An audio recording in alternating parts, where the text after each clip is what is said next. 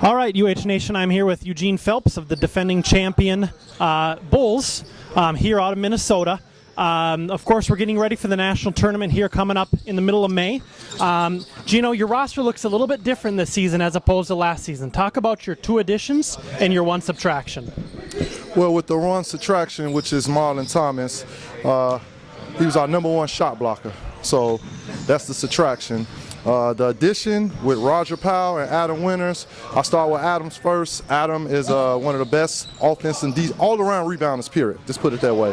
Adam brings energy on and off the court. He's a leader. And with Roger Powell, he's like that athlete that every team wants. So if you're asking me, do I think we're better than last year? Yes, we're stronger.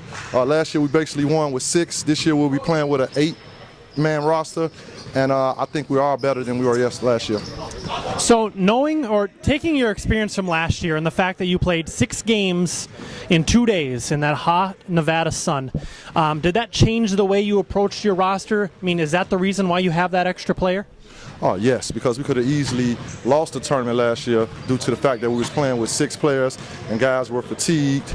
So, yes, that was the #1 adjustment that I made upon myself, that coming back as the defending champions, that we will have 8, if not 9.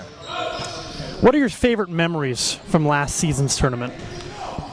Favorite memories, one, I believe it was the second game, overtime game, well, Kevin hit the game time layup in which he thought time expired, the bucket didn't count, and he came to the bench upset. He was assuming that we lost the game when in fact we were headed to overtime. You know, that's one of my favorite memories as well, because we have a picture of that. You know, when the ball is hitting the backboard and there's like 0.3 seconds left on the clock, and Allen is in the background. You just kind of see him looking up like this. It's such a great picture.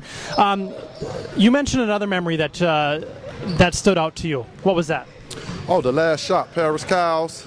I got the assist, which is not on the stat sheet, but he's bringing the ball up the court. In Las Vegas, they only had 1 shot clock, which means he had to turn around and face the other end and take his eyes off the defense to look at the clock.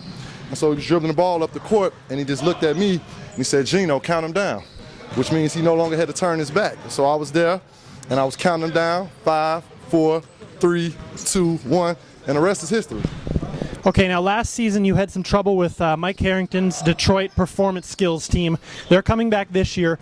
How are you going to prepare for those guys? Well, I wouldn't say that we had trouble. I would say we were a little fatigued, and it was a fact that the chemistry wasn't all the way there. I mean, we just started playing last year. You know, this time around, we've been playing in multiple tournaments, some of them UH, some of them not, so the chemistry is much more better than it was last year.